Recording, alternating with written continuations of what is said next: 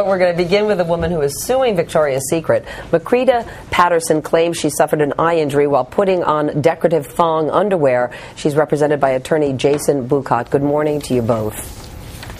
Good morning. Good morning, Meredith. Yeah, Makrita, I know that you have the thong with you, so explain to us exactly what happened.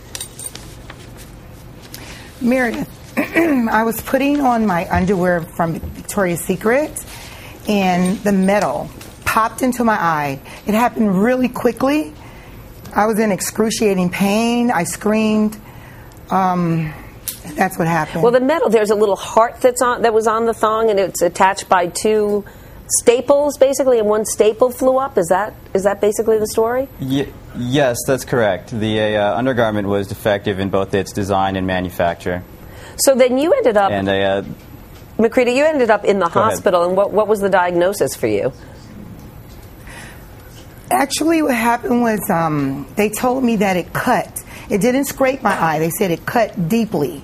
Yes, Makrita suffered not one, two, but three actual cuts to her cornea. It left some severe damage to her, to the point where, in order for it to heal, she had to take some type of topical steroid as well. Now, was this the first time you had worn this thong? I'm sorry to get so personal with you, or was it something that had been laundered? Maybe it got loose in the laundering? No, Meredith, this was not the first time I wore it, but I've only worn it like maybe once, maybe twice.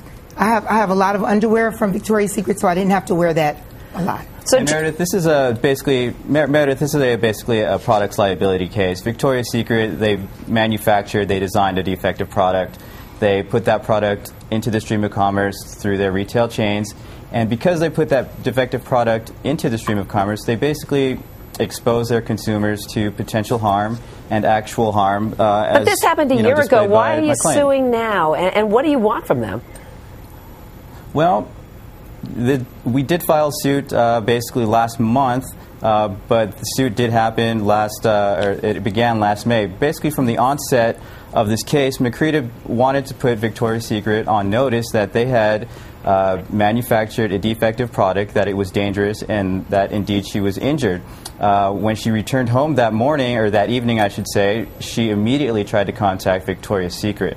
However, Victoria's Secret didn't seriously respond to her then, nor did they respond to her subsequent attempts to contact Victoria's Secret. But you know, Jason, Victoria's Secret has said that they asked to see the offending thong and the piece of metal that flew off it, and that you have not offered it to them. Absolutely.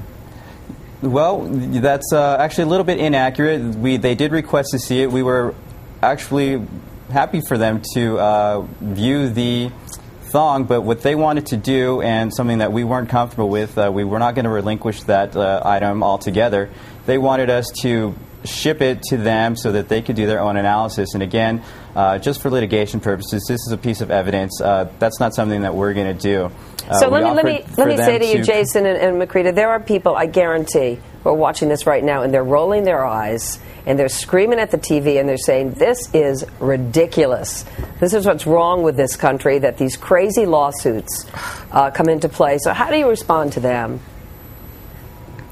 Well, you know, Victoria's Secret does have its angels, but as we say, the devil is in the details, and the details here will definitely show that there is a defective product, both in its design and its manufacture. If you go ahead and look back to the picture, that screenshot that we had shown, you can see the obvious defects in that piece with respect to its defective design.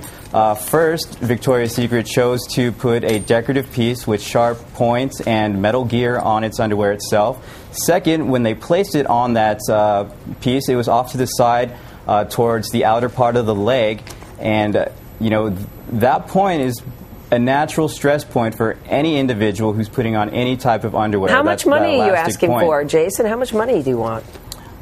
You know, this case is definitely about protecting the consumers from, you know, being exposed to defective products and being harmed by those defective products. But how much money do you want? This case, you know, in terms of money, that's really not what we want here. Again, we want to make sure that Makrita Patterson is fully redressed for her grievous injury. again, she's had some injuries. She's missed work. She's gone through a lot of suffering as well. So we basically want to make Macrida whole again. But you have no dollar figure in mind. We filed normally with a in lawsuit, an you have something court. filed. Yeah. Well, you know, again, that's something to be decided at trial if they go through. We did file in unlimited court, which means it is above $25,000. And again, we just want to make our client whole, and we want to have Victoria's Secret be held accountable for making a defective product and placing it in the stream of commerce. Now, this could happen to anybody. Okay, well, Jason and Macrida, I want to thank you very much and let the audience know that we did contact Victoria's Secret, but they said they have not yet been served with this lawsuit, so they are not going to comment at this point. Thank you both for joining us this morning. Thank you.